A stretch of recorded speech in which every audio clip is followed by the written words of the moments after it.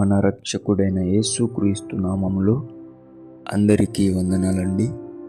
ఈరోజు దేవుని మాటలు లూకాసు వార్త 21వ అధ్యాయము 15వ వచనము.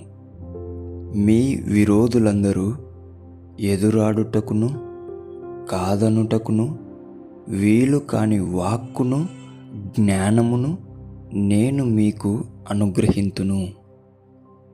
ప్రియ దేవుని బిడ్డలారా, దేవుడు చెప్తున్న మాట, వాక్కు జ్ఞానము దేవుడు మనకు అనుగ్రహిస్తాడంట.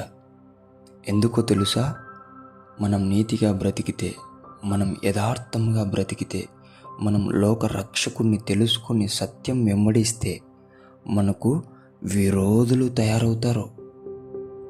మంచి స్నేహితులు కాదు, విరోధులు తయారవుతారు ఎక్కువ మంది. వాళ్ళు వచ్చి నీ దగ్గర మాట్లాడటానికి వీలు పడకోకుండా ఏం చేస్తాడంట? జ్ఞానమును ఆయన వాక్కును దేవుడు మనకు అనుగ్రహిస్తూ ఉంటున్నాడు. ప్రియ దేవుని బిడ్డలారా, మన విరోధులను మనము పోరాడాలి అంటే దేవుని వాక్కు మనకు కావాలి, ఆయన ఇచ్చే జ్ఞానము కావాలి.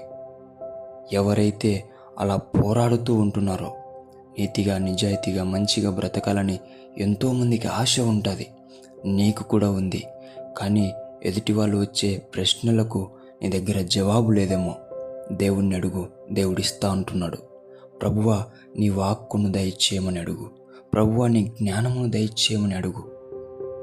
నీ విరోధులందరూ కూడా నీ దగ్గర ఒక్క మాట కూడా మాట్లాడలేరు. ఎందుకంటే అంత జ్ఞానముతో నిన్ను నింపుతాడు, అంత వాక్కు శక్తితో నిన్ను నింపుతాడు. ప్రతి ఒక్కరికి కూడా దేవుడు వాక్శక్తి అనుగ్రహించునుగాక, జ్ఞానం అనుగ్రహించునుగాక. ఆమేన్. ప్రార్థించుకుందాం. యేసయ్యా మీకు వందనాలు, స్తోత్రాలు ప్రభువా. నీతిగా నిజాయితీగా నీలో బ్రతికితే అనేకులు విరోధులు తయారవుతున్నారయ్యా. నీ బిడ్డలకు అనేక నాన్న తండ్రి మాటల చేత ఇబ్బంది పెడుతున్నారయ్యా. అటువంటి బిడ్డలందరినీ ఈరోజు దర్శించి నీ వాక్కును అనుగ్రహించమని, నీ జ్ఞానమును అనుగ్రహించమని యేసు నామములో సహాయం కోరుతున్నాము తండ్రి. ఆమేన్.